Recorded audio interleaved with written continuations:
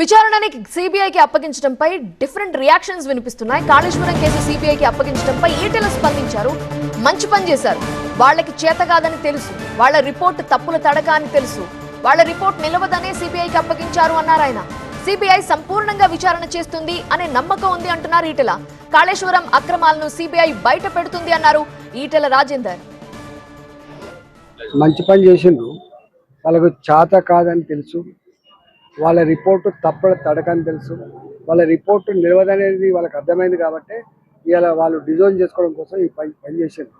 ఏది ఏమైనప్పటికీ కూడా ఖచ్చితంగా సిబిఐ సంపూర్ణంగా ఎంక్వైరీ చేస్తాని, దాన్ని జరిగిన అక్రమాలను వెలికిస్తాననే విశ్వాసం మాకుంది. మంచి పని చేసిండ్రు, వాళ్ళకు చేత కాదని తెలుసు, వాళ్ళ రిపోర్టు తప్పడ తడకని తెలుసు, వాళ్ళ రిపోర్టు నిలవదనేది వాళ్ళకి అర్థమైంది కాబట్టి ఇవాళ వాళ్ళు డిజైన్ చేసుకోవడం కోసం ఈ పని చేసిండ్రు.